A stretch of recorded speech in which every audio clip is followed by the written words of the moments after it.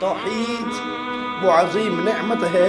جس کو سمجھنے کے بعد انسان جہنم کی آگ سے اپنے آپ کو بچا لیتا ہے۔ اور اگر توحید کو نہ سمجھا، 60 سال 70 سال 80 سال کی زندگی گزار لی، یہی پتہ نہ لگا مشکل کشا اللہ ہے یا علی ہے، داتا اللہ ہے یا حجویری ہے، غریب نواز اللہ ہے یا چشتی ہے، اگر یہی سمجھ نہ آئی علم غیب اللہ کا خاصہ ہے یا پیروں نبیوں بزرگوں کا خاصہ ہے، اگر ساری زندگی ماں کے پیٹ سے جب نکلے تھے ڈرائیور نہ تھے، پیٹ پالنے کے لیے ڈرائیور بنے، انجینئر نہ تھے، پیٹ پالنے کے لیے انجینئر بنے، ڈاکٹر نہ تھے، پیٹ پالنے کے لیے ڈاکٹر بنے، کاروباری نہ تھے، 60 سالہ زندگی کو آرام سے گزارنے کے لیے کاروبار کے ڈھنگ سیکھے،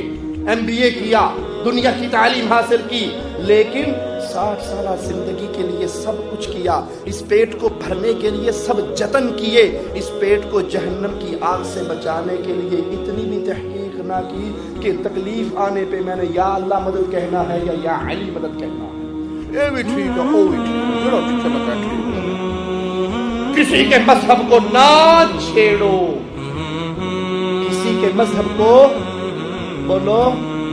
نہ چھیڑو، اپنے مذہب کو نہ چھوڑو۔ یہ ابو طالب کا دین تھا، محمد رسول اللہ کا دین نہ تھا۔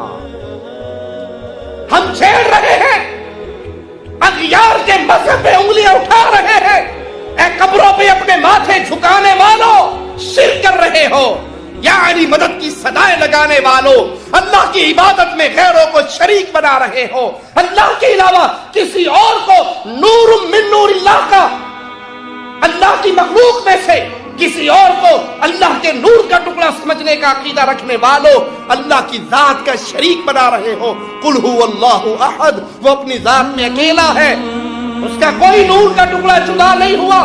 کوئی اس کے گھر کا لڑکا نہیں، کوئی وہ کسی کی صورت میں یا کوئی اس کی صورت میں دھرتی پہ نہیں آیا۔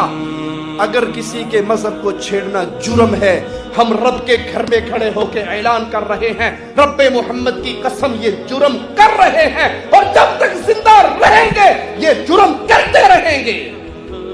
جانتے ہو کیوں؟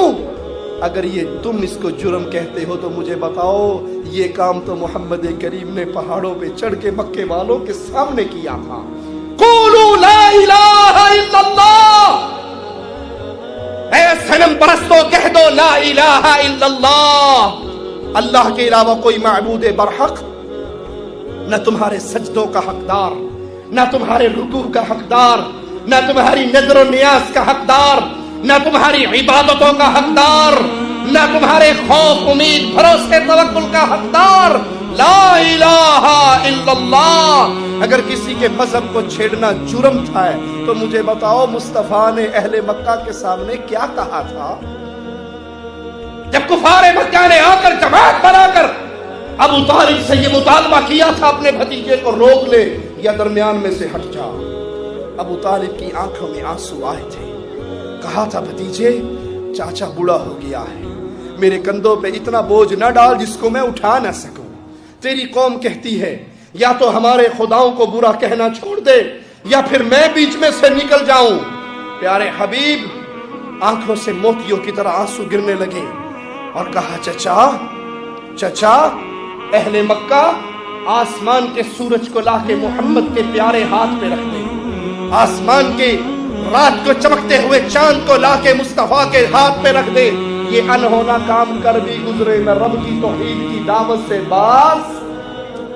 نہیں آ سکتا۔ ارے جس دعوت کی بنیاد کے اندر محمد کا پیارا پسینہ گرا صلی اللہ علیہ وسلم، جس دعوت کی بنیاد میں قولوا لا الہ الا اللہ کی مبارک تحریک میں محمد کا مبارک پاکیزہ پیارا خون طائف کی دھرتی پہ گرا، رب محمد کی قسم اہل حدیث کا ادنا سا طالب علم اور خادم اہل حدیث کا اعلان کرتا ہے جب تک اہل الحدیث کا ایک بچہ بھی زندہ رہے گا ہم اس تحریک کو اپنے لہو سے گرماتے رہیں گے۔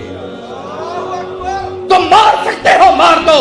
ہمارے سامنے ہے احسان الہی ظہیر کا بموں سے زخمی جسم، اور یہ تنہا احسان الہی نہیں ہے،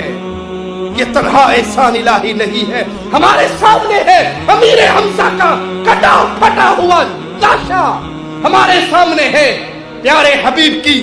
मुबारक पाकीज़ा जिंदगी की हिफाजत के लिए लड़ते हुई उम्मे अम्मारा, प्यारे हबीब फरमाते हैं मैदान जंग में दाएं देखता उम्मे अमारा मेरा दिफा करते हुए नजर आती, बाएं देखता उम्मे अमारा मेरे लिए लड़ती हुई नजर आती। हमारी पहले ईमान की औरतों ने मुस्तफा के ऊपर जिंदगी वारी, हमारे बच्चों ने मुस्तफा पे जिंदगी वारी। हम भी जब तक जिंदा रहेंगे मोहम्मद के दीन पे जान कुर्बान करते रहेंगे। करते रहोगे? हाथ उठा के वादा करो करते रहोगे? अहले शिर्क को पैगाम देते रहोगे? सजदों का हकदार अल्लाह, सजदों का हकदार, इबादत का हकदार अल्लाह की इबादत में किसी और को शरीक होने नहीं देंगे।